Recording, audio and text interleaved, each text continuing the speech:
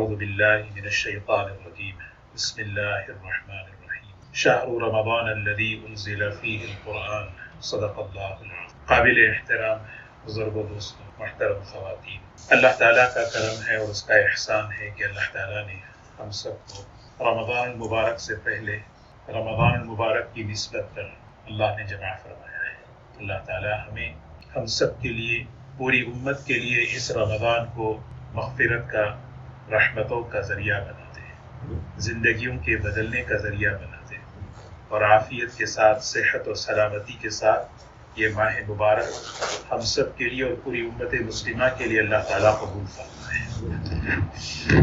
رمضان المبارک جو ہے ہماری زندگی میں بہت سے آئے اور قیامت تک آتے رہیں گے۔ رمضان نہیں رکے گا، ہر سال رمضان آئے گا اور قیامت تک انشاءاللہ رمضان آتا رہے گا۔ مسئلہ یہ ہے کہ میں اگلے رمضان تک زندہ رہوں گا یا نہیں، یہ اصل مسئلہ ہے۔ یہ جو موقع اللہ نے ہمیں دیا ہے، اگلے ہفتے رمضان المبارک اللہ تعالیٰ ہمیں دے رہے ہیں، یہ حدیث کی روشنی میں علماء فرماتے ہیں، ایک صحابی نبی پاک صلی اللہ علیہ وسلم کی خدمت میں آئے، انہوں نے فرمایا کہ اے اللہ کے رسول صلی اللہ علیہ وسلم، نصیحت فرما دیجیے مگر مختصر ہو۔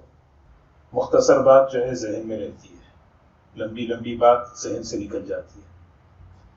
تو صحابی کہنے لگے کہ نصیحت فرما دیں مگر مختصر ہو۔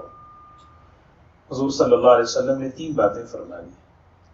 فرمایا دیکھو، جب تم نماز کے لیے کھڑے ہو تو ایسی نماز پڑھو کہ یہ نماز تمہیں آخری ہے، تمہاری آخری نماز۔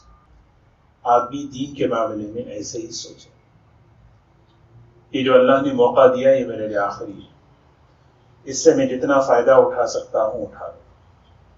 دنیا کے معاملے میں تدبیریں کرے، اگر دنیا کے معاملے میں یہ کرے کہ مجھے تو کل جینا ہی نہیں ہے، کیا کروں کما کے جاب کو جا کے، تو یہ نظام دنیا کا نہیں چلے گا۔ جاب پہ جانا ہے، کیا کریں کل تو مرنا ہے، تو اس سے تو نظام نہیں چلے گا۔ تو دنیا کے معاملے میں تدبیریں بتائی گئی، دین کے معاملے میں یہ بتایا گیا کہ تم ایسے عمل کرو، گیا یہ آخری ہے۔ تو صلی صلاۃ مودع، یہ نماز تمہیں رخصت کر رہی ہے، تو ایسا اگر کوئی چانس ملے کہ یہ میری آخری نماز ہو تو کتنے اخلاص کے ساتھ پڑھے۔ تو ہمیں یہ نیت کرنا ہے اور یہ سوچنا ہے کہ یہ رمضان اللہ تعالیٰ ہمیں دے رہے ہیں، یہ اللہ تعالیٰ مجھے میری زندگی میں تبدیلی لانے کے لیے دے رہے ہیں، اور رمضان اسی لیے اللہ تعالیٰ دیتے ہیں۔ ٹالنا جو ہے نا، یہ جو ہے شیطانی ہتھیاروں میں سے ایک ہتھیار ہے۔ کیسے کہ آدمی یہ دیکھیں گے، ابھی تو بہت سے رمضان آنے والے ہیں، ابھی تو آئے گا، دیکھیں گے، رمضان آ جائے گا، آخری عشرے میں دیکھ لیں گے، وہ آخری عشرہ دیکھیں گے، آخری رات ختم قرآن پہ دیکھیں گے، ہوتے ہوتے یہ ہے تصویف، ایاک والتصویف، معاملے کو فیصلہ کرنے میں ٹالنے سے بچو۔ جتنا آدمی ٹالتا ہے اتنا دور نکل جاتا ہے۔ تو دوستو، ہمیں اللہ تعالیٰ ان چیزوں سے ہماری حفاظت فرمائے۔ اللہ تعالیٰ ہمیں جو رمضان دے رہے ہیں اس کی قدر کی اللہ ہمیں توفیق نصیب فرمائے۔ ایک بات ہمیں یہ سوچنا ہے کہ یہ رمضان آخر ہے کیا چیز جس میں اللہ تعالیٰ نے، اللہ کے رسول صلی اللہ علیہ وسلم نے اتنی رحمتیں اور برکتیں بتائی، آخر ہے اس کے اندر ہے کیا؟ کہ رمضان کے اندر ہے کیا جس کے بارے میں جو ہے حضور صلی اللہ علیہ وسلم شعبان میں خطبہ دیتے تھے۔ کبھی رجب کا خطبہ نہیں ہوا آپ کا، کبھی ربیع الاول کا خطبہ نہیں ہوا، کبھی آپ کا حدیثوں میں دیکھیں، کبھی جو ہے جمادی الاول، محرم کے بارے میں کبھی آپ نے خطبہ دیا ہو، آپ نے سنا؟ کسی مہینے کے بارے میں حضور صلی اللہ علیہ وسلم وہ مہینہ آنے سے پہلے خطبہ دیے ہوں، یہ نہیں۔ یہ ہمارا رواج ہے کہ ہم ربیع الاول میں ربیع الاول کا خطبہ دیتے ہیں، محرم میں محرم کا دیتے ہیں، لیکن حضور صلی اللہ علیہ وسلم رمضان کے آنے سے پہلے رمضان کا خطبہ دیتے تھے اور رمضان کی باتیں فرماتے تھے، اور اتنی باتیں فرماتے تھے کہ برکت والا مہینہ، رحمت والا مہینہ، مغفرت والا مہینہ، یہ ساری باتیں اس کے اندر ہے۔ کیوں ہے؟ آپ یہ سوچیں، رمضان کی فضیلت صرف روزوں کی وجہ سے نہیں، رمضان روزے، کیونکہ روزے اللہ تعالیٰ حضرت آدم علیہ السلام کے زمانے سے فرض فرمائے. کتب علی الذین من قبلکم، تم سے پہلے یہ روزے فرض تھے. روزے کی وجہ سے رمضان میں، روزے ایک عمل ہے بہت بڑا، اس کی اپنی فضیلت ہے. رمضان کی فضیلت رمضان میں ہے کیا؟ علماء فرماتے ہیں کہ اس میں اللہ تعالیٰ نے اتنی بڑی روحانیت رکھی ہے. تمام آسمانی کتابیں اور خاص طور پر قرآن پاک کے نزول کو اللہ نے رمضان کے لیے منتخب کر دیا. یہ ہے اس کے اندر، سمجھ رہے ہیں؟ رمضان میں ہے کیا؟ رمضان کی فضیلت روزوں کی وجہ سے نہیں، رمضان کی فضیلت زکوٰۃ کی وجہ سے نہیں. رمضان کی فضیلت صرف اور صرف اس میں اتنی روحانیت ہے کہ ہر زمانے میں جو صحیفے جو کتابیں اتری ہیں اسی مہینے میں اتری، اور قرآن پاک اسی مہینے میں دیا گیا. اور ہم دیکھیں، ہمارا تجربہ ہے، جتنا یہ امت رمضان مبارک میں قرآن پاک کی تلاوت کرتی ہے اتنا کسی اور مہینے میں نہیں کرتی ہے. نہیں، عام آدمی بھی ایک پیج تو پڑھ لیتا ہے، ایک سپارہ پڑھ لیتا ہے، ایک بڑا طبقہ پورا ایک قرآن پاک مکمل کر لیتا ہے. اتنا قرآن پاک ایک مہینے کے اندر یہ فضاؤں میں چلتا ہے. ایک دوسرا، اس مہینے کے اندر یہ امت اتنا اللہ کے راستے میں خرچ کرتی ہے، زکوٰۃ کی نسبت پر، صدقات کی نسبت پر، ہدایے کی نسبت پر. سبحان اللہ، یہ جو خرچ ہے نا، یہ اللہ کو اتنا محبوب ہے، بس یہ روحانیت بڑھ جاتی ہے. بس یہیں پہ اللہ کا نظام ہوتا ہے، دعائیں قبول ہونی شروع ہوتی ہیں. یہ جوڑ ہے.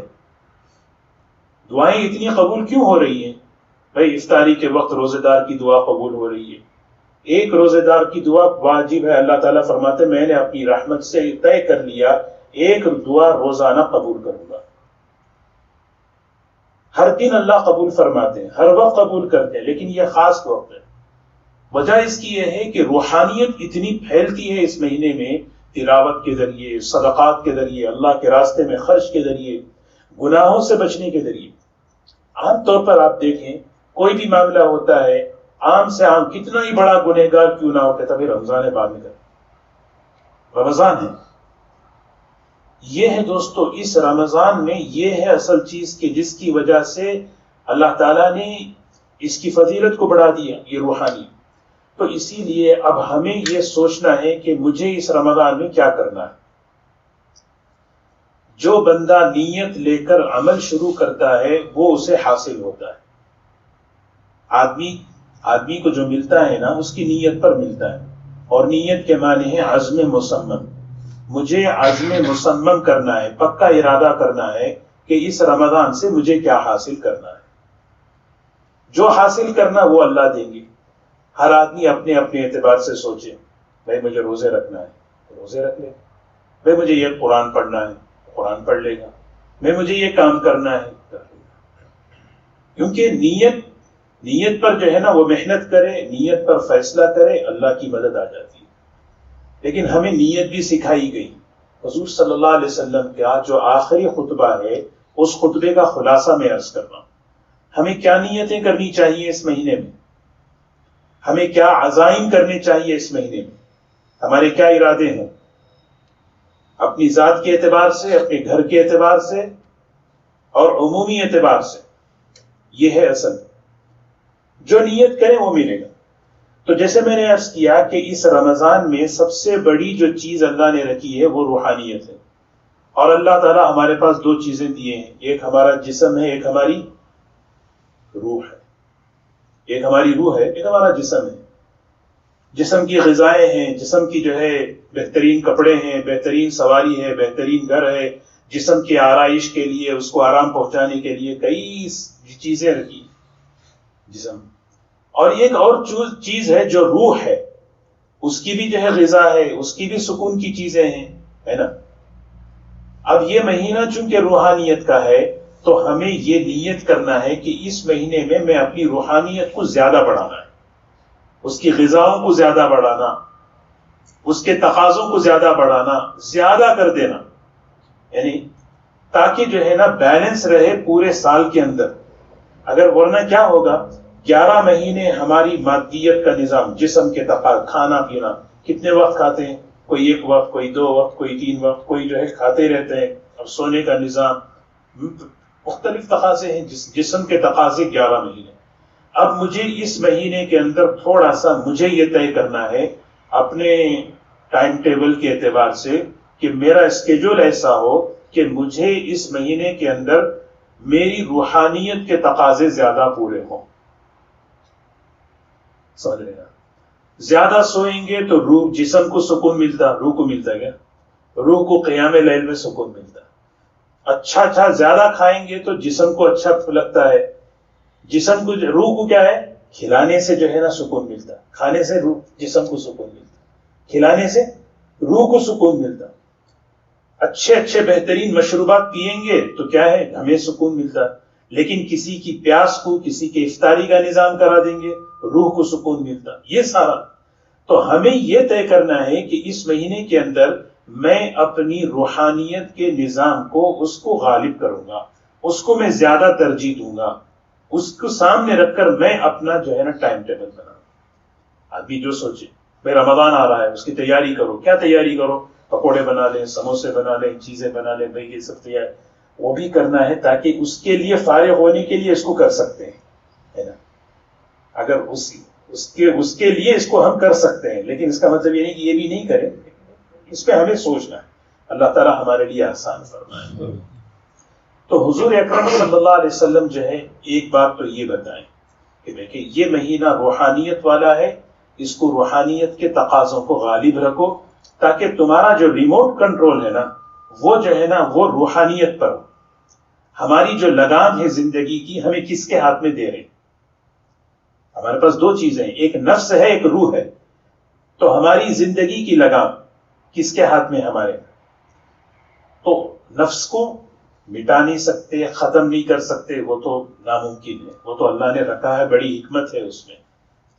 لیکن بس یہ ہے کہ روحانیت کا پہلو غالب ہو. اور اس میں اسی لیے یہ مہینہ جو ہے تربیت کا ہے، ایک ٹریننگ ہے، تربیت ہے. تربیت جیسے ڈاکٹر کرتا ہے جسم کے نظام کو ٹھیک کرنے کے لیے. جب جسم کا نظام بگڑ جاتا ہے، معدے کا نظام، ہاضمے کا نظام بگڑ جاتا ہے، تو حکماء، اطباء، ڈاکٹرز کیا کرتے ہیں؟ ذرا یہ چیزوں سے پرہیز کرو، ذرا یہ چیزوں سے پرہیز کرو. یہ پرہیز، پابندی جو ہے نا تربیت کے لیے ہے. ہمیشہ جو ہے نا کسی بھی حکم میں پابندیاں کیوں ہیں؟ تربیت کے لیے. حاجی صاحب سے کہتے ہیں خوشبو مت لگاؤ، ناخن مت کاٹو. یہ کیوں؟ یہ پابندی تربیت کے لیے. تو اب روزے میں اللہ تعالیٰ صرف نہیں چاہے، نہیں کھانا، نہیں پینا، نہیں کرنا. روزے کا معنی یہ ہے کہ بچنا ہے، رکنا ہے. تو اس میں جتنی پابندی ہوگی اتنا ہماری تربیت ہو. تو ہم نیت کریں انشاءاللہ کہ ہم رمضان المبارک کو ہم اس زندگی کا بہترین رمضان گزاریں گے انشاءاللہ. یہ نیت آتی ہے میں اس رمضان کو بہترین رمضان. ہاں اب اس کے لیے کیا ہے؟ ہمیں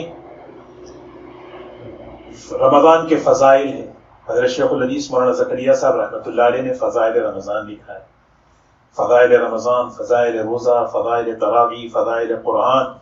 وہ ذرا سا ہم اس کو پڑھتے رہیں اپنے گھر کے اندر خود بھی، تاکہ ہمارے اندر ایک جذبہ ہو، شوق ہو کہ مجھے ان چیزوں کو کرنا ہے. جذبہ اور شوق جو ہے آدمی کو لے کے چلتا ہے. اگر وہ جذبہ نہ ہو تو آدمی جو ہے اپنے عمل میں سست رہ جاتا ہے. تو ایک کام یہ کریں. دوسرا، رمضان المبارک آنے سے پہلے ہی اپنے اوقات کی ہم ترتیب دیں. جیسے میں نے عرض کیا کہ ہمیں اس مہینے کے اندر اپنی روحانیت کے نظام کو زیادہ رکھنا ہے، جسم کے تقاضوں کو تھوڑا کم کرنا ہے. تو اللہ کے رسول صلی اللہ علیہ وسلم اس خطبے کے اندر ایک بات یہ بھی فرمائے، دیکھو یہ بہت برکت والا مہینہ، عظمت والا مہینہ ہے. مہینے کی بڑی عظمت ہے. مسجد کی عظمت ہے نہیں، ایک ہے مسجد کی عظمت. نماز نہیں پڑھنے والے کے لیے بھی حکم ہے کہ مسجد کا احترام کرو. ایسا نہیں کہ کسی بھی نماز کے لیے آتا ہے وہ اس مسجد کا احترام کرے. ایک آدمی کسی کام کے لیے آئے، اس کے لیے بھی حکم ہے مسجد کا ادب کرو. تو اسی طرح خدا نہ خواستہ کسی عذر کی وجہ سے اگر روزہ نہیں رکھ رہے، کسی عذر کی وجہ سے روزہ نہیں رکھ پا رہے، تب بھی رمضان کا احترام ضروری ہے۔ رمضان کا احترام، جیسے گھر کے اندر کسی عذر کی وجہ سے روزہ نہیں رکھے، کھا رہے ہیں پی رہے ہیں، سب پورے گھر کو پتا چل رہا ہے کہ یہ بیمار ہیں، عذر ہے، اپنی ضرورت بس پوری کر لیے، کسی کو پتا بھی نہ چلے، یہ اس کا لحاظ ہونا ہے۔ تو اللہ کے رسول صلی اللہ علیہ وسلم نے فرمایا، اور پھر فرمایا جعل اللہ صیامہ فریضہ وقیام لیلہ تطوعا، اللہ تعالیٰ نے دین میں روزوں کو فرض فرما دیا۔ رمضان کے فضائل ہیں، پھر رمضان کے اعمال ہیں۔ تو اعمال رمضان میں سب سے بڑا عمل ہے کیا ہے؟ روزہ۔ اللہ کے رسول صلی اللہ علیہ وسلم نے اس کے فضائل بتائے۔ روزہ اتنا بڑا عمل ہے، سبحان اللہ۔ دیکھیے اللہ تعالیٰ اتنا خوش ہوتے ہیں رمضان میں، اللہ جب خوش ہوتے ہیں نا تو دو کام ہوتے ہیں، ایک ہوتا ہے میں نے معاف کر دیا، اور ایک کہتے ہیں مانگ جو مانگتا ہے۔ حدیث کی روشنی میں یہ بات آتی ہے، علماء نے لکھا اللہ جب بہت خوش ہوتے ہیں کسی بندے سے، قرآن پاک میں بھی آپ دیکھیں بار بار یغفر لکم ذنوبکم یغفر لکم، میں نے بندے کو معاف کر دیا۔ عیدگاہ میں جا رہے میں نے معاف کر دیا، مانگو جو مانگنا ہے میں دینے والا ہوں، یعنی آپ سنیں نا۔ تو یہاں پر اللہ تعالیٰ رمضان میں اتنی مغفرت فرماتے ہیں، اتنی مغفرت، ہر رات مغفرت کرتے ہیں، جہنم سے آزاد فرما رہے ہیں، اور آخری دن جتنے رمضان میں مغفرت ہوئی، جہنم سے آزاد ہوئے، ان سب کو اللہ تعالیٰ جہنم سے سوچیں، خوش ہو رہے ہیں اللہ، اور کہتے مانگو مجھ سے۔ خوش ہونے کی ایک وجہ ہے، روزہ ایک ایسی عبادت ہے جو میرے اور اللہ کے درمیان ہے، بیوی کو پتہ نہیں، بولنے سے پتہ چلے گا، ہے نہیں، نماز پڑھ رہے ہیں سب دیکھ رہے ہیں، کسی کو صدقہ دے رہے ہیں تو دیکھے گا کوئی آدمی، کم سے کم لینے والا تو دیکھے گا نا، کوئی بھی نہیں، لینے والا تو دیکھے گا۔ حج کو جا رہے ہیں تو پورے سٹی کو، پورے فریمونٹ کو معلوم ہو جائے گا کہ حج کو جا رہے ہیں، عمرے کو جا رہے ہیں۔ روزہ ایک ایسا عمل ہے جو میں روزے سے ہوں، مان لے گا میرے اور اللہ کے درمیان ہے۔ اب کتنا، ایک آپ سوچیں کتنا اس میں اللہ خوش ہوتے ہیں۔ افطاری میں بیٹھے ہیں، 7:35 پہ افطاری ہے، سب لوگ بیٹھے ہیں، 34 پہ کسی کی ہمت نہیں کہ شربت پہ ہاتھ لگائے، کھجور کو اٹھائے۔ یہ جو بندہ حکم پورا کر رہا نا، اللہ کہتے ہیں میں خوش ہو گیا، اب مانگ افطار کے وقت جو مانگتا ہے، اب مانگ، یہ مانگنے کا ٹائم ہے، سمجھ رہے بات؟ وضو کر رہے ہیں، بہت کتنی مرتبہ اس کو نکال دیں، بھی پانی اندر نہ جائے۔ اللہ تعالیٰ خوش ہو جا رہے ہیں اس عمل سے، روزے سے۔ اس لیے اللہ تعالیٰ فرماتے ہیں الصوم لی، یہ روزہ تو میرے ہی لیے ہے۔ روزہ کس کے لیے؟ یہ میرے لیے، اور بدلہ کیا ہے اس کا؟ میں ہی اس کا بدلہ، میں ہی اس کا بدلہ ہوں۔ یعنی مطلب یہ ہے کہ اس کا بدلہ تو میں ہی ہوں، یا اس کا بدلہ میں ہی دینے والا ہوں، فرشتوں کے ذریعے ہر عمل کا بدلہ دلواتی۔ اس لیے دوستو روزہ تو اتنا بڑا عمل، اتنا اللہ کو محبوب عمل، اور اللہ کے لیے کرنے، تو اس روزے کو اچھے سے اچھا رکھنا ہی نہیں رکھنا۔ ایک ہے عمل کر لینا، ایک ہے عمل ایسا کرنا کہ اللہ کو پسند آئے۔ اچھا روزہ کسے کہتے ہیں بھائی؟ اچھا روزہ کون سا ہے؟ اچھے کپڑے کون سے، اچھا فون کون سا، اچھی گاڑی کون سی، سب معلوم ہے۔ اچھا روزہ کون سا ہے؟ جس روزے میں گناہ نہ ہو وہ روزہ اچھا ہے، بس جس روزے میں گناہ نہ ہو۔ کیونکہ روزہ جو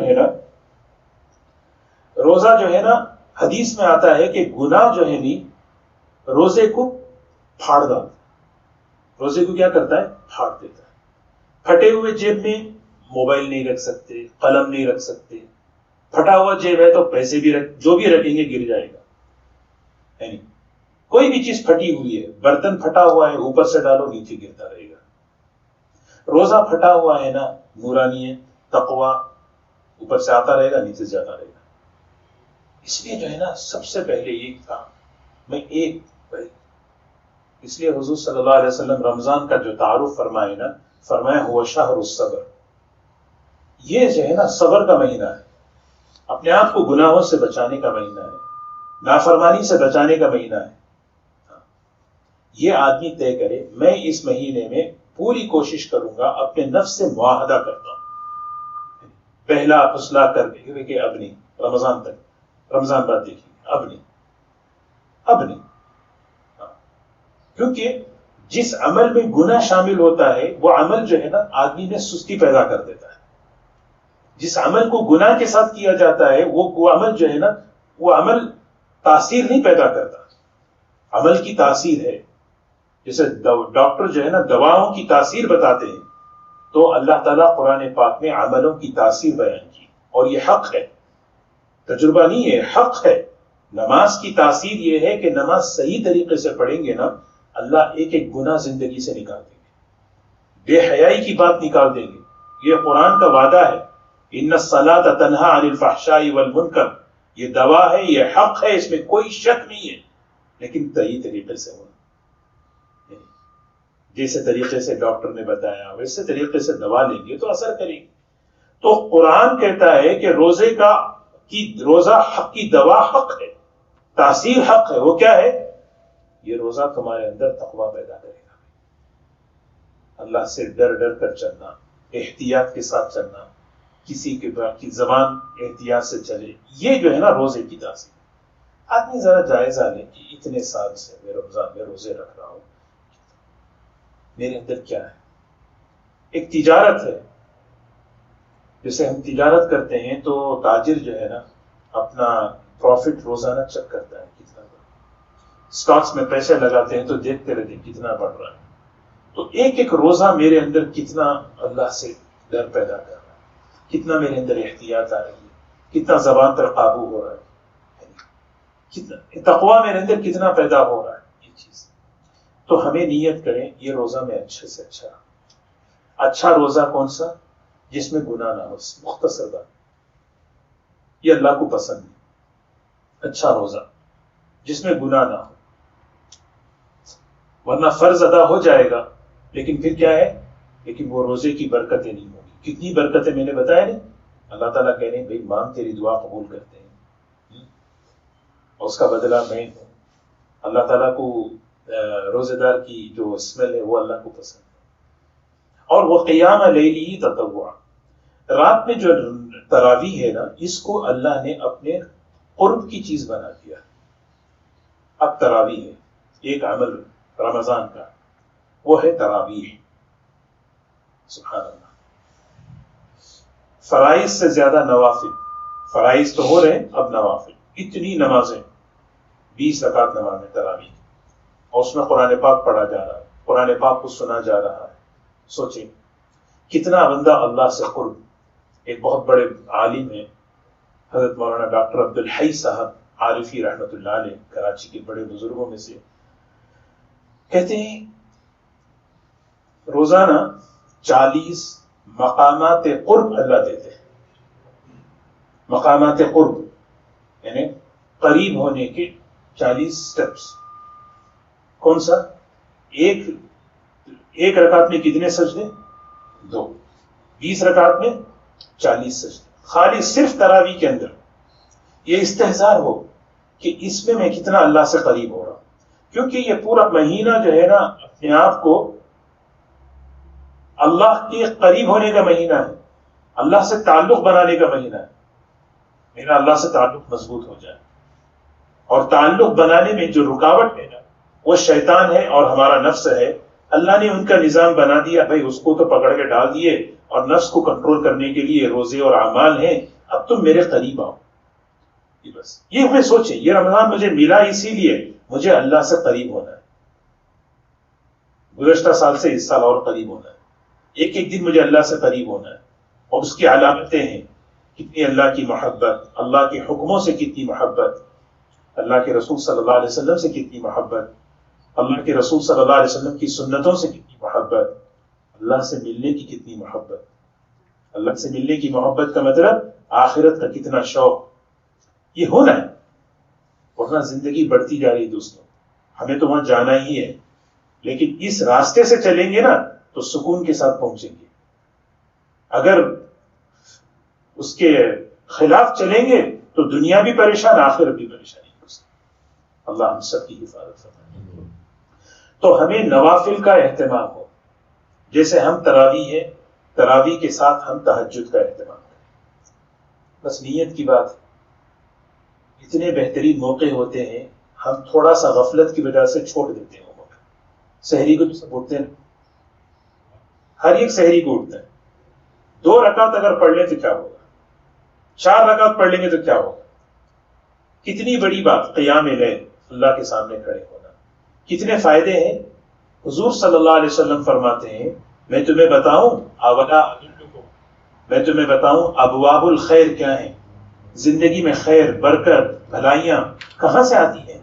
جیسے دروازہ کتنا بڑا ہے، حضور صلی اللہ علیہ وسلم فرما رہے ہیں خیر کے 3 بڑے دروازے ہیں، الصوم والصلاۃ، ایک روزہ ہے۔ روزے سے مراد یہاں جو ہے نا رمضان کا نہیں ہے، عام نفلی روزے، تو رمضان کا روزہ تو بہت اونچی چیز ہے۔ دوسرا ہے رات کی نماز، تہجد، اور تیسری چیز ہے صدقہ۔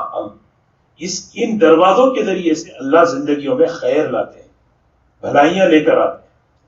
تو ایک موقع ہوتا ہے کھڑے ہوئے اللہ کے سامنے 2 رکعت، یہ 2۔ تیسرا عمل ہے جیسے میں نے عرض کیا، دعاؤں کا اہتمام ہے، کیونکہ اس مہینے میں خصوصیت کے ساتھ قرآن پاک کی جہاں رمضان کی آیتیں ہیں، پہلے اللہ تعالیٰ روزے کی فرضیت کو بولے، پھر اس کے بعد رمضان کا تعارف فرمائے، پھر اس کے بعد دعاؤں کا ذکر فرمائے۔ آپ دیکھیں سورہ بقرہ میں سٹیپ بائی سٹیپ 3۔ تو رمضان میں خاص دعا، اور اس کی وجہ بھی میں نے بتائی کہ علماء نے لکھا ہے، اس کی وجہ یہی ہے کہ اللہ خوش ہو جاتے ہیں اس مہینے میں بہت، اور خوش ہوتے ہیں تو کیا کہتے ہیں، مانگو میرے سے۔ تو اب سحری کے موقع پر سحری کو اٹھیں، برکت والا ٹائم، بس اپنی حاجتوں کو اللہ کے سامنے پیش کرتے رہے۔ کتنے مسائل ہیں نہیں ہمارے ساتھ، ان ایک ایک مسئلوں کو ہم اللہ کے سامنے پیش کرنے کی عادت ہے۔ تو یہ مہینہ جو ہے نا مزاج بنانے کا، تربیت کرنے کا ہے، میں اللہ سے زیادہ مانگنے والا بنوں، میں اللہ سے زیادہ مانگنے والا بنوں، اور اللہ کے سامنے کھڑے ہونے والا، اللہ سے تعلق بنانا، کثرت سے اللہ سے مانگنا۔ اور پھر حضور صلی اللہ علیہ وسلم فرماتے ہیں 4 چیزوں کی کثرت کر لو، بس 4 چیزوں، کثرت کہتے ہیں کسے، جو چلتے پھرتے اٹھتے بیٹھتے بس ذرا ریلیکس میں زبان پر یہ 4 چیزیں چل جائیں۔ ایک لا الہ الا اللہ، اس کی کثرت کرو۔ یہ کلمہ اتنا طاقتور نورانی ہے، ہمارے ایمان کو کی تجدید کرتا ہے، ہمارے ایمان کو ریفریش کر دیتا ہے۔ لوہے پہ زنگ لگ جائے تو کیسے وہ لوہا صاف ہوتا ہے، کپڑے گندے ہو جائیں تو صابن سے کیسے کپڑے صاف ہوتے ہیں۔ ہمارا ایمان گناہوں سے، ماحول کی گندگیوں سے، اب یہ ایمان بالکل لا الہ الا اللہ، لا الہ الا اللہ، لا الہ، اس کی کثرت کر۔ اور پھر دوسری چیز اللہ سے استغفار، خوب اللہ سے، اے اللہ معاف فرما، اے اللہ میری مغفرت کرے، یا واسع الفضل یغفر لی، یا واسع المغفرہ۔ لقمان حکیم کہتے تھے اپنے بیٹے سے، بیٹا چلتے پھرتے یہ جملہ کہتے رہو، پتہ نہیں کون سا قبولیت کا وقت اس کلمے سے جڑ جائے اور تمہارا بیڑا پار ہو جائے۔ اصل میں وہ چیز ہوتی ہے، بس چلتے پھرتے یا اللہ، ڈرائیو کر رہے ہیں یا اللہ معاف کر، عورتیں پکا رہی ہیں یا اللہ معاف کر، اللہم اغفر لی، اللہم اغفر لی۔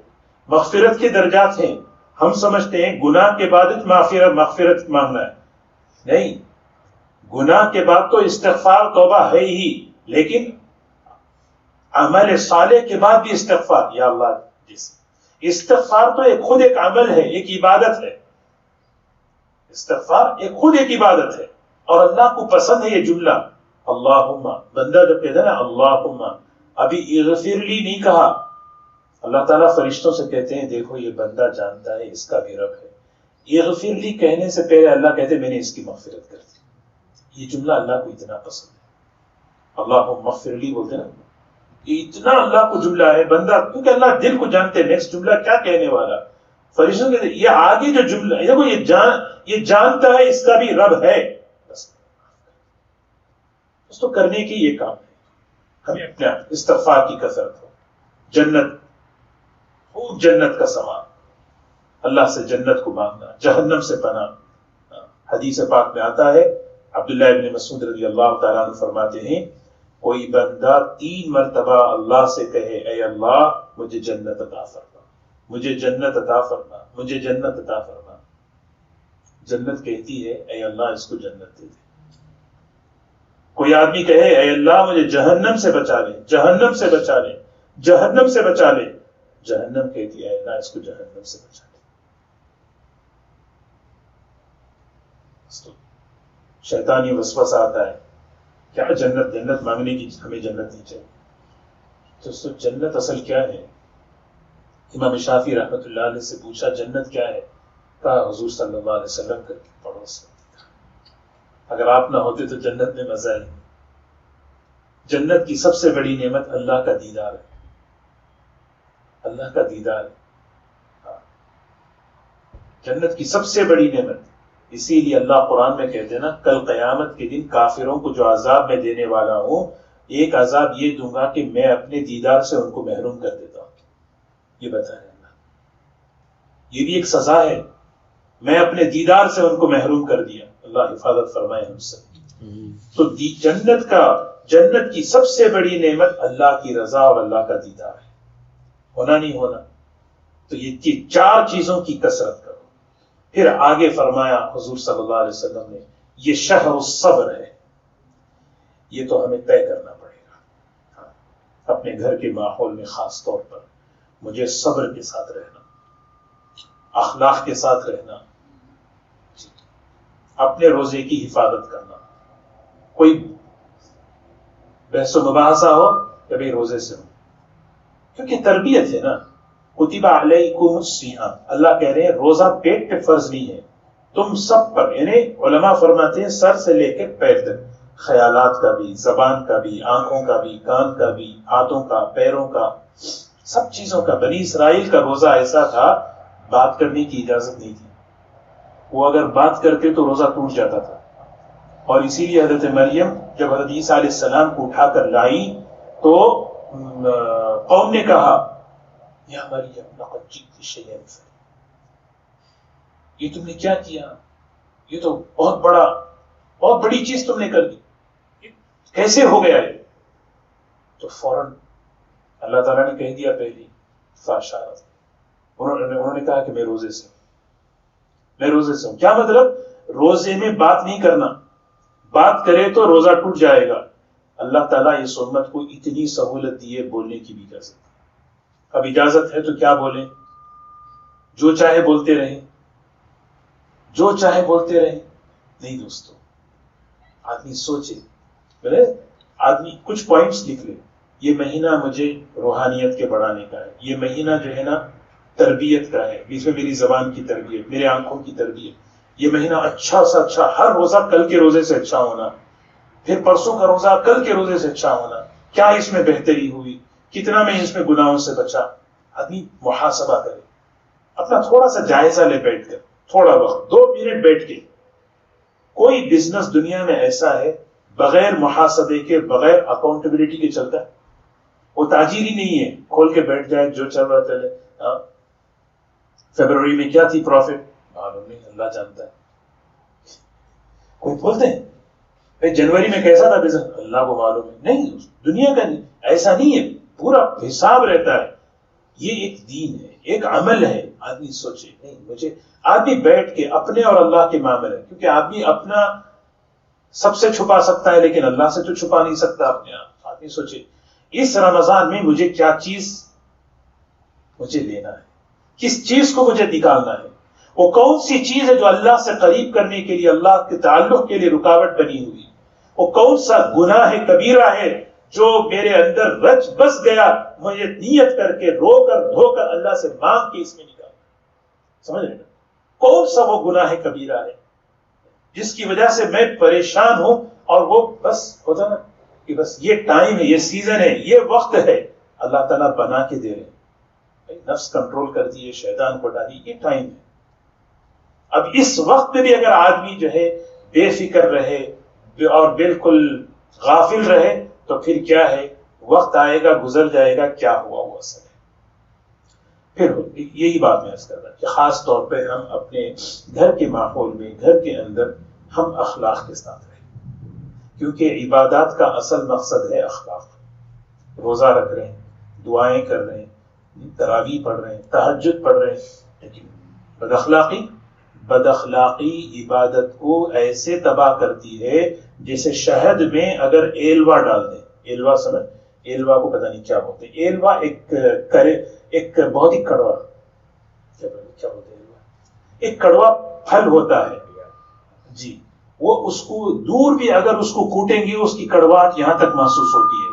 حدیث میں فرمایا وہ ایسا وہ ایلوا جو ہے شہد میں ڈال دو تو شہد تھوڑا سا ڈال دو، شہد جیسی میٹھی چیز ختم. بد اخلاقی عبادت کے نور کو، عبادت کی تاثیر کو ایسے ختم کر دی. ایک طرف ہماری عبادتیں بڑھتی جا رہی ہیں اور دوسری طرف ہمارے اندر، تو ہمیں یہ چیز ہو کہ بھی میرے اخلاق، اور اخلاق کے برتنے کی سب سے پہلی جگہ گھر ہے، دوسرے نمبر پہ مسجد ہے، دوست ہے. یہ ذہن میں مجھے بٹھانا ہے کہ اخلاق کے استعمال کی سب سے پہلی جگہ گھر ہے نا. اسٹیپ بائی اسٹیپ پہلا مجھے یہاں پہ ہونا. حضور صلی اللہ علیہ وسلم نے فرمایا تم میں سب سے بہتر وہ ہے جو دوستوں کے ساتھ اچھا ہو، نہیں بلکہ اپنے گھر والوں کے ساتھ اچھا، گھر والوں کے ساتھ. تو آپ نے یہ بھی ایک فرمایا ہے اس خطبے میں، دیکھو اس مہینے کے اندر جو تمہارے ماتحت ہیں ان کا کام ہلکا کر دو. کام ہلکا کر لینا.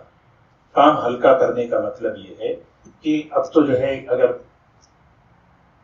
جیسے گھر کے اندر ہے، گھر کے اندر ایک تعاون کا مزاج کہ دیکھیے جیسے ہمیں عبادت کا شوق ہے، عورتوں کو بھی شوق ہے، ہمیں دعا کرنا ہے، عورتوں کو بھی دعا کرنا ہے، ہمیں جیسے تہجد پڑھنا ان کو بھی. اب میں جو ہے سحری میں ایک مینیو بنا دوں، یہ میری لسٹ ہے، اب میں تہجد میں کر دوں، میری تہجد کا ثواب بھی تمہیں ملے گا بھائی، ایسا نہیں ہے نا. تو ہمیں تھوڑا سا جو ہے نا ایک سسٹم بنا لیں کہ اپنی سحری اور افطاری کا نظام اس طرح چلے گا. سحری کا وقت ہو جائے، اچھا بھائی تہجد ہو گئی، اب دعا ہو گئی، دونوں مل کے آپس میں جو ہے نا کچھ انتظام کر لیے اور پھر بیٹھ گئے، افطاری کر لیے، سحری کر لیے. افطاری میں بھی دعاؤں میں دونوں بھی لگے ہیں، دونوں بھی بیٹھے ہیں. کتنا اچھا ماحول ہوگا کہ ہم افطاری میں بیٹھے ہیں، اللہ کے سامنے مانگ رہے ہیں، بچے دیکھ رہے ہیں، بھائی اللہ سے مانگ رہے ہیں. سب سے بڑا عمل گھر کا، تربیت کا، ماں باپ اپنا عمل پیش کر دیں. ماں باپ اپنا عمل پیش کریں. تہجد میں اٹھے ہیں، اللہ کے سامنے مانگ رہے ہیں، ماں کے آنکھوں سے آنسو نکل رہے ہیں، بچہ دیکھ رہا ہے کہ ایک نہ ایک دن تو اللہ تعالیٰ کے سامنے مجھے بھی مانگنا.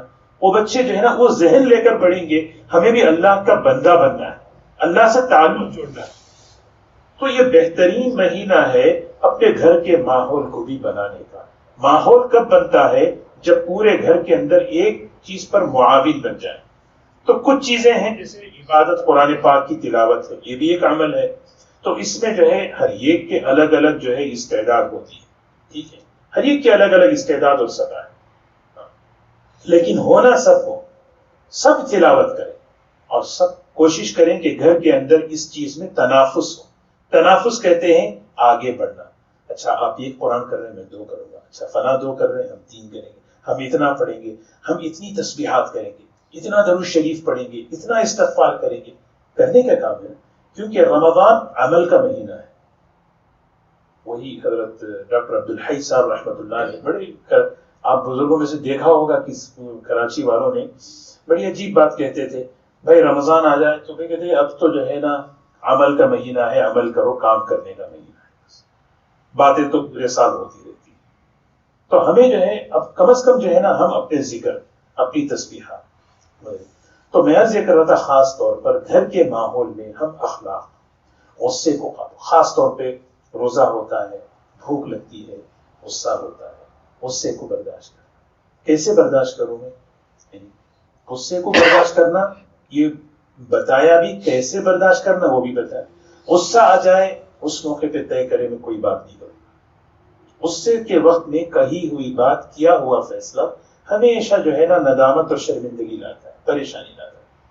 غصہ آ جائے تو بس آدمی خاموش ہو جائے، پوزیشن بدل دے، کھڑا ہے تو بیٹھ جائے، جگہ باہر ادھر چلے جائے، دوسرے کمرے میں چلے جائے، ہاں وضو کر لے.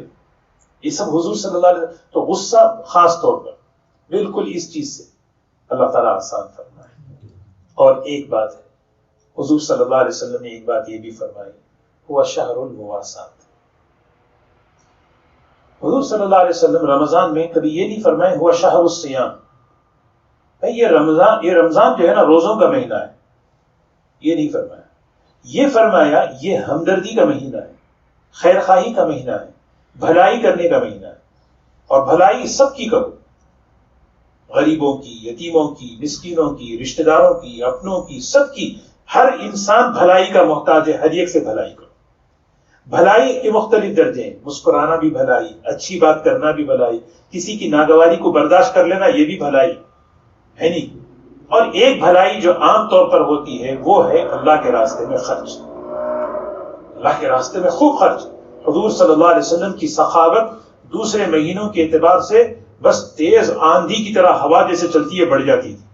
تو ہمیں ابھی سے سوچنا زکوٰۃ میری کتنی نکلنی ہے، میری زکوٰۃ کا حساب مجھے دینا ہے. اچھا زکوٰۃ سے بڑھ کر بھی مجھے کرنا ہے. اپنے فیملی میں کون کون ہے، اپنے رشتہ داروں میں کون ہے، اپنے جو ہے کمیونٹی میں کون لوگ ہیں، کیا حالت ہے. ایک لوگ تو ہیں بڑے مالدار ہیں، ایک غریب لوگ ہیں، لیکن درمیان میں کچھ لوگ ایسے ہوتے ہیں لا يسألون الناس الحافا، سفید پوش ہوتے ہیں، شرماتی ان کو پوچھنے، اپنی جو ہے نا ضرورت بولتے نہیں ہو. لیکن ہمیں بیدار مغز ہونا چاہیے، بیدار مغز ہونا چاہیے کہ کس کی کیا حالت ہے، کیا پریشانی ہے، کیا ضرورت ہے.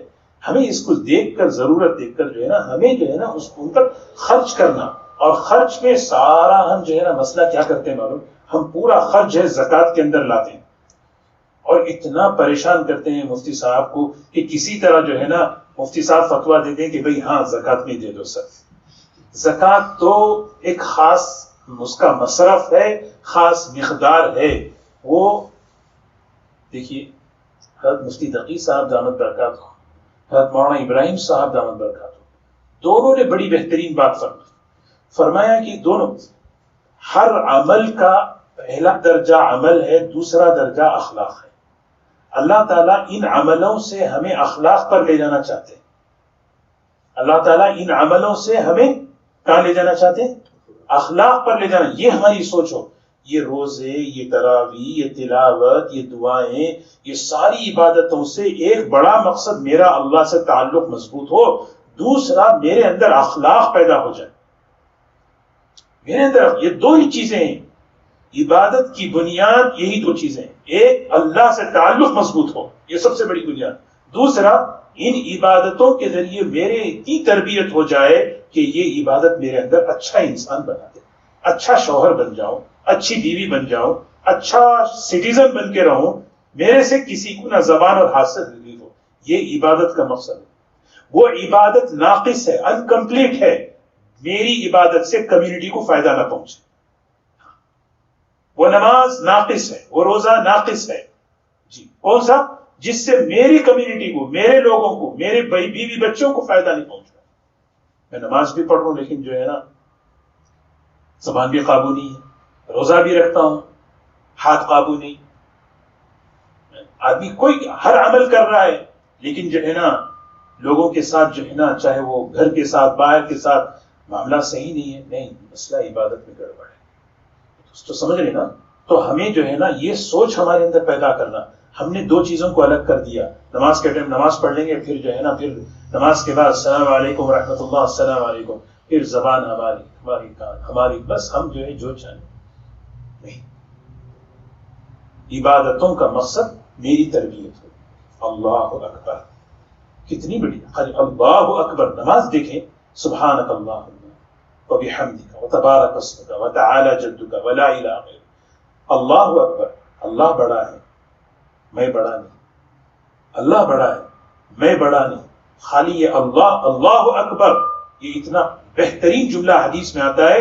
جب کوئی کہتا ہے اللہ اکبر، آسمان اور زمین کی خلا اللہ نور سے بھر دیتے. یہ اتنا طاقتور جملہ ہے. کیا ہے میں اللہ اکبر، اللہ بڑا ہے، یہ سب بولتے ہیں لیکن یہ نہیں بولتا میں بڑا نہیں. کیونکہ 90% جو مسئلے ہیں نا میں بڑا. گھر کے مسئلے کیوں ہیں؟ میں بڑا، میری چلنا ہے، میری سننا ہے. بچہ بھی وہی بولتا، ماں بھی وہی بولتی، بیٹے بھی وہی بولتے ہیں. اللہ اکبر، اللہ بڑا ہے. اللہ بڑا ہے، صحیح ہے، وہ تو سب کو معلوم ہے. میں بڑا نہیں ہوں، یہ دیوانہ ہے. سمجھ رہے ہیں میری بات؟ تو یہ تربیت ہے. اللہ اکبر. ایک نماز میں کتنی مرتبہ اللہ اکبر کہتے ہیں, ہے نہیں؟ تو کتنا ہمارے اندر نماز ہم نہ جو ہے نا بندگی لے کر آئے, تواضع لے کر آئے. پہلے بہت بڑے بزرگ گزرے, حضرت شاہ ابرار الحق صاحب رحمۃ اللہ علیہ. کسی نے ان سے پوچھا, حضرت پہلے اتنے جھگڑے نہیں ہوتے تھے, اب اتنے جھگڑے کیوں ہو رہے ہیں؟ تو انہوں نے جواب دیا, پہلے سب چھوٹے ہوتے تھے, سب مل کر کام کر لیتے تھے, اب سب بڑے ہو گئے تو ملنا, بڑے آپس میں ملنا بہت مشکل ہے. جتنا آدمی بڑا بڑا رہتا ہے نا وہ ملنا مشکل ہے. تو ہمیں کیا ہے, چھوٹا بننا, اور چھوٹا بننے کے لیے نماز ہے. نماز بندہ بننے کے لیے. سوچے آدمی, روزہ کیوں ہے بھائی؟ روزہ اس لیے ہے کہ مواسات, میں جو ہے نا سامنے والے کی بھوک سمجھوں, ضرورت سمجھوں, پیاس سمجھوں. میرا بیٹا افطار میں بیٹھا ہے, میری بچی افطاری میں بیٹھی ہے, کیا وہ چلا رہی, مجھے پیاس, کب ہوگا ٹائم, کب ہوگا ٹائم. سوچنا کتنے بچیاں بچے ایسے ہیں جو پورا سال رمضان ان کے لیے ہے, کھانا نہیں, پینا نہیں, کچھ نہیں, صاف پانی تک نہیں ان کے لیے. تو اب میرے پاس اللہ نے پیسہ دیا تو میں انتظام کرنا نہیں کرتا. سوچے نہیں, یہ روزہ مجھے وہاں لے جائے, یہ روزہ مجھے وہاں لے جائے. بیوی سے بڑی محبت ہے, بیوی روزے سے ہے, ہاں تھکی ہوئی ہے, کیا بھی روزہ لگ گیا. ہاں اب مجھے سوچ کتنی عورتیں ہیں, کتنے لوگ ہیں. اس سوچے تھوڑا سا ایک جوڑا ایکسٹرا بنا دیا, ایک جوڑا جو ہے نا کسی آدمی. سوچے دوستو, یہ ہے اللہ آسان فرمائے. سمجھ کب آتی ہے معلوم؟ جب آدمی کا پیٹ خالی ہو. اللہ تعالیٰ پیٹ خالی رکھا کر یہ سمجھانا چاہتے ہیں. بھرا پیٹ بھرا انسان نہیں سمجھ سکتا, بھرا ہوا پیٹ آدمی نہیں سمجھ سکتا. جب پیٹ خالی ہوتا ہے آدمی میں ایک فکر ہوتی ہے, وہ فکر اس کے اندر. اسی لیے جو ہے نہیں, دن بھر روزہ رکھا دیے, رات میں اللہ تعالیٰ قرآن پاک سننے کے لیے کھڑا کر دیے. اب سنو تاکہ وہ قرآن کا نور تمہارے اندر آئے. اب اس قرآن کا جو اصل مقصد ہے اس کو تم اپنے اندر لینے والے بن جاؤ. اللہ ہمیں اس پر توفیق نصیب فرمائے. اللہ تعالیٰ ہمیں ان باتوں پر عمل کی توفیق عطا فرمائے. تو زکوٰۃ کا بھی انشاءاللہ نظام بنائیں. زکوٰۃ سے آگے بڑھ کر انشاءاللہ جو علمی تقاضے ہیں, اور پھر اس کے علاوہ بہت سے لوگ ایسے ہیں جو زکوٰۃ کے مستحق نہیں ہیں, یہ سب عبادت پر, علم پر, ضرورت مندوں پر ہمارا مال لگے, یہ ساری چیزیں ہم کریں انشاءاللہ. اللہ تعالیٰ ہمیں ہمارے اس مبارک مہینے کو اللہ تعالیٰ خیر و برکت کے ساتھ گزارے. اللہ ہمیں بھی توفیق دے, پوری امت کو بھی توفیق دے. دوستو ہم نیت کریں, ہم ایک عزم کریں کہ یہ رمضان میری زندگی کے بدلنے کا ذریعہ ہے. زندگی کے بدلنے کا, زندگی بدلنے کا مطلب زندگی کی ترتیب بدلنا یہ نہیں ہے کہ کھانے پینے کی ترتیب تو بدلتی ہے, سحری ہے ماشاءاللہ, افطاری ہے, پھر روزہ, پھر تراویح. ترتیب بدلنے کا مطلب یہ نہیں کہ کھانا پینے کا ٹائم چینج ہو جائے. ترتیب زندگی کے بدلنے کا مطلب میری زندگی کا ڈائریکشن صحیح ہو جائے. ہر آدمی جانتا میری زندگی کا ڈائریکشن کیسا ہے. یہ رخ زندگی کا بدلے, اللہ کی طرف, آخرت کی طرف, اعمال کی طرف. یہ ہے ترتیب زندگی بدلنا. ایک ایک عمل کا اثر میں اپنے اندر لوں اور اس کو میں اخلاق میں دیکھوں. اللہ ہم سب کو عمل کی توفیق نصیب فرمائے. جزاک اللہ خیر. سبحان اللہ بحمدہ, سبحانک اللہم بحمدک, نشہد ان لا الہ الا انت, نستغفرک ونتوب الیک. اللهم صل على سيدنا محمد وعلى آل سيدنا محمد وبارك وسلم. ربنا آتنا في الدنيا حسنة وفي الآخرة حسنة وقنا عذاب النار. اے اللہ تیرا کرم ہے, تیرا شکر ہے, تیرا احسان ہے, تو نے ہمیں ایمان عطا فرمایا, اسلام کی نعمت عطا فرمائی. اے اللہ ہمیں ہماری نسلوں کو ایمان پر ثابت قدم فرما. اے اللہ تیرے احکامات پر عمل کی توفیق نصیب فرما. صحت, سلامتی اور عافیت کے ساتھ اے اللہ اس ماہ مبارک کو گزارنے کی توفیق نصیب فرما. عبادتوں کی توفیق نصیب فرما. اے اللہ آسانی فرما, ہمت عطا فرما. اے اللہ آسانی فرما, قبولیت عطا فرما. یا اللہ ہمارے ارادوں کو قبول فرما. خوب سے خوب تجھے راضی کرنے والے اعمال میں اے اللہ آگے بڑھنے والا بنا. اپنے کرم سے, اپنے فضل سے گناہوں سے بچا لے یا اللہ. عافیت کے ساتھ ہماری زندگی میں گناہوں کو ختم فرما دیا. یا اللہ اس مبارک مہینے کو تیرے تعلق کے بڑھنے کا, تیرا قرب حاصل کرنے کا, تیری رضا کا, تیری رحمتوں اور برکتوں کو لینے کا ذریعہ بنا دیا. یا اللہ پوری امت کے لیے, پوری انسانیت کے لیے اللہ ہدایت کے فیصلے فرما دیا. یا اللہ ہمارے امت میں جو بیمار ہیں صحت عطا فرما, پریشانیوں کو دور فرما. عافیت عطا فرما، ہماری دعا اپنی طرف سے قبول فرما۔ سبحان ربک رب العزة عما یصفون وسلام علی المرسلین والحمد للہ۔